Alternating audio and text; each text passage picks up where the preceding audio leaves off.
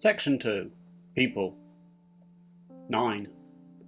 Right off the bat, it's an important thing to remember that most people don't understand what anxiety is, what low mood does, or how it affects the person as a whole. Autism is a little better to understand, but the same things apply. Like I mentioned earlier, unless someone can see something physically wrong with a person, they're very unlikely to detect and then actually understand what is wrong. Explaining a broken arm or leg is pretty standard, but to explain that you had a panic attack yesterday is a stretch for most to grasp. Is it like an asthma attack? No. What I tend to tell people who are interested is that anxiety for me means that I will be tired, not able to concentrate, a little fidgety, or will generally want to leave the surroundings I'm in. That does help people a little bit, and some will reply with, "That sounds like autism." It does, and there are some overlap with both anxiety or autism. If you're autistic and something isn't right, you're going to get anxious eventually, thus creating a cycle of sorts. People's responses to this mostly come across with a confusing look on this face, a look that says, "How come you're doing this advanced task? Shouldn't you be at home?" Yeah, heard it all before. Somehow having anxiety or autism means that I need to sit under a blanket on my couch for the rest of my life. Yes, I do feel like that some days, but it's not really the point. For most people, I start with, "I'm okay." This sorts the people that do want to know from those that don't. I've changed my inflection of that response a lot over the past years, to indirectly tell someone how I'm feeling. Some people pick up on it, and some run a mile to get away. Not everyone has the time, energy, or understanding to really know how I feel, and that's actually okay with me. I don't want to impose my own sense of what's going on onto them. Everyone has their own problems in life, so unless you ask me further, I won't tell you what's going on with me today, even though it's been a positive one. 10. Got a little task for you. Pick a person in your life, just one. Imagine trying to explain to that person that you don't feel well, but you don't know what's wrong with you. The longer it lasts, the sadder you get with it. You don't know why. You tell your person and they don't really get what it is either. They want to support you, maybe hug you, tell you it's okay, but at this point, they don't really know either. You last like this for a week, maybe you've been off work for the last 3 days, sitting on the couch under your blanket. Yes, that blanket, unfortunately. Your person is getting worried. You're not right, but what can they do? They don't know why you're off your food, and it's not like you have a bug or a cold that can help to diagnose why you're like this. Looking at the statistics for mental health, this is a common type of scenario. It's not that person's fault. They haven't been told about the tools they can use, and it's never been taught to them that something like this could ever happen. My wife was in this scenario, and it's far from being her fault. She didn't understand the connection between the mental and physical sides of anxiety, how they interact, and what triggers were happening in my own day-to-day life. As I had started therapy sessions, I then came home and spoke to her about what I'd talked about, the techniques I could use, and we just went from there. One day, I noticed a difference in her response. I had said, "I'm not doing so well today." A typical thing I'd say to let her know that I'm either feeling low or just anxious with something. My wife's response changed on this day from, "Oh, okay, let me know if I can help," to, "What do you think it could be?" This was really important because it showed that she had learnt enough about things to know what to ask, to know that it was something going on inside me, and she knew how to process and understand my response. Can anyone learn about anxiety and low mood? Of course. It really is important that everybody does. Without knowing, it can be easy to either help or hinder someone struggling with anxiety, because sometimes even they don't know what's best for them in the moment. Don't let anything put you off being there for someone though. It's one of the best things you can do. Just be with them. You don't have to talk or do anything special. Just sit and listen. If they want to talk, they will. Learning all the other stuff will come with time, but for now, just be in the moment with them, for them. 11. These days, with the knowledge already that many people don't understand about anxiety, low mood or autism, there is also the social media influence that plays a massive role in either helping or hindering someone who deals with it on a daily basis. Social media's original goal was to help people get news and information quickly and safely. Of course, it's not like that today. You'd get one post of worthy content, Dave and his new puppy. One post of suggested content, we think you'd like a new car. And 2 adverts, need a lawnmower, get 20% off today. Amongst these are some posts that people have just clicked share on. The sharer hasn't read the post, rather, that looks cool, click share. More often than not, it's from someone who thinks they're helping spread a good thing. Sometimes the post reads, one hug from the right person takes all your stress away. Or it could be, better to be strong than pretty and useless. So I can't be pretty and strong or hug everyone? Posts like this, and there are plenty of them, have likely been written by those who have never been fearful, never had panic attacks, or heard of the term low mood. Unfortunately, this is just the way it is, and I'm not saying it's wrong, I'm just saying that it's not that accurate a picture of real life, nor does it represent most of the mental scenarios that float around in your own mind. So, for me, just take social media posts with a pinch of salt. Yes, we are all in this together, but what you may find is that most people don't know what this actually is. If, on the other hand, you're talking to real people on social media and getting involved with talking, listening and sharing things, carry on, as this is the better way to use these platforms and tools. 12.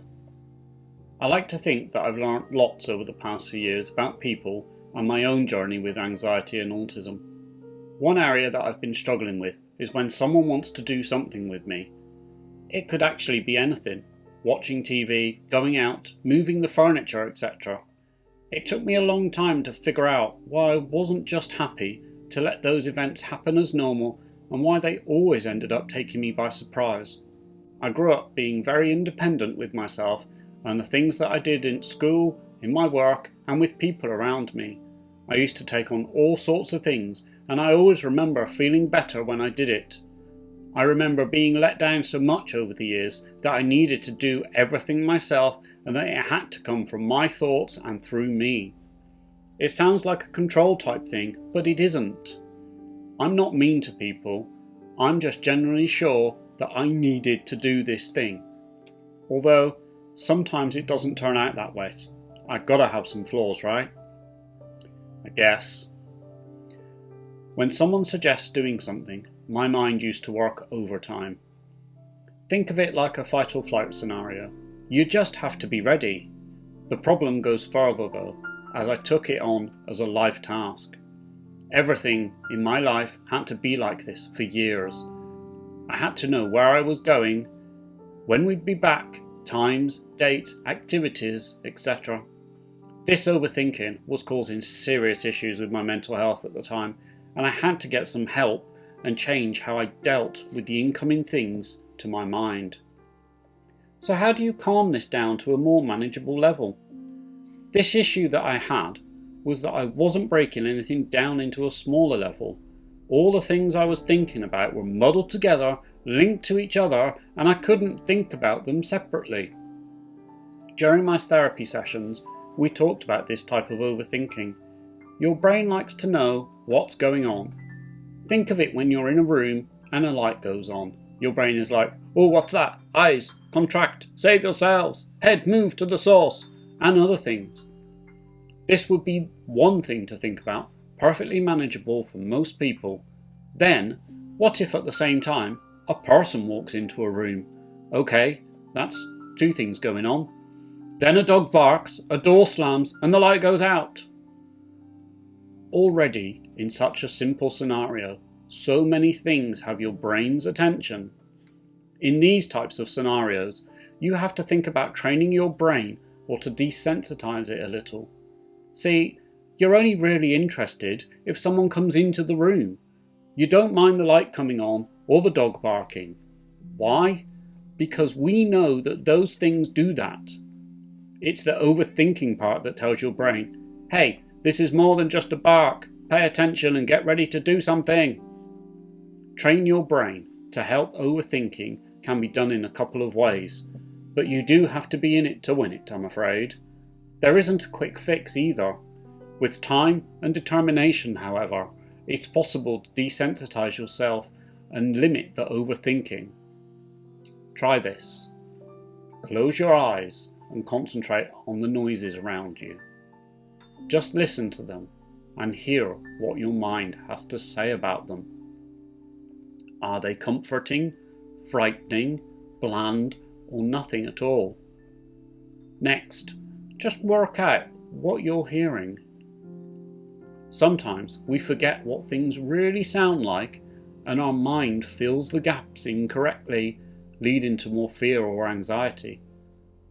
Don't forget, we're looking to lessen our own fight or flight response here, so take your time and work on the small things at a time. After 2 or 3 minutes, open your eyes.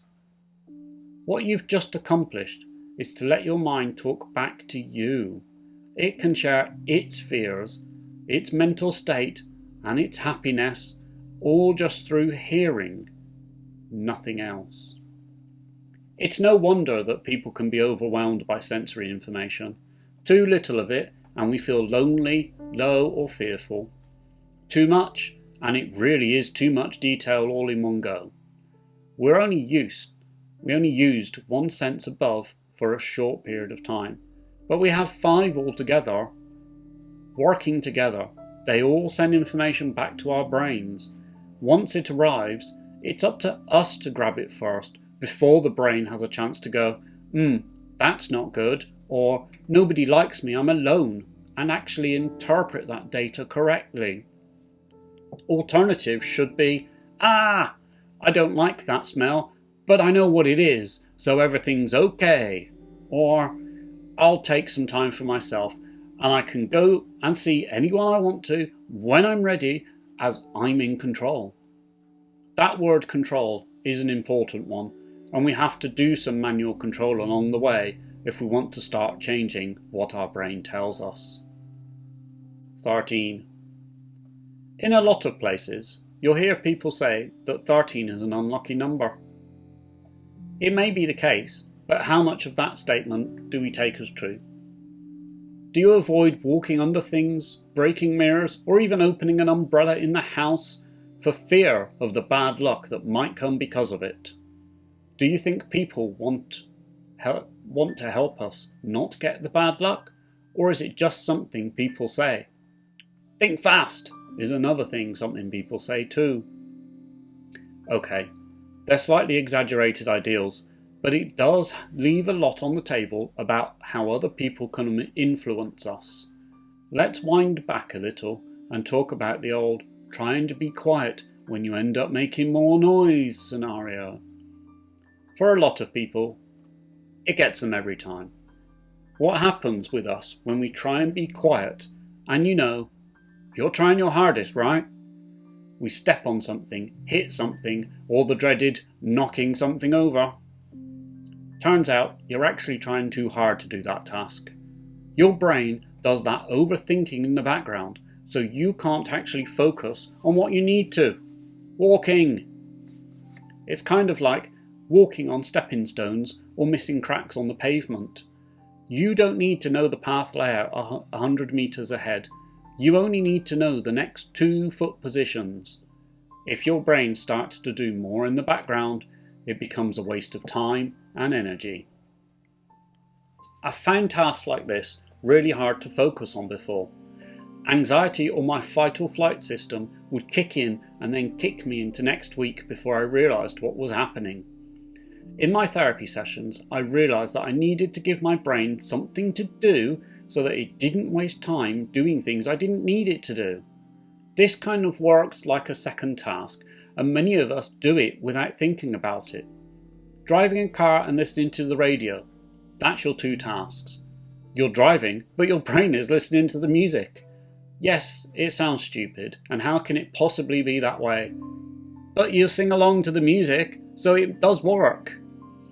We all need to concentrate on things, but usually we try and concentrate on only one thing at a time.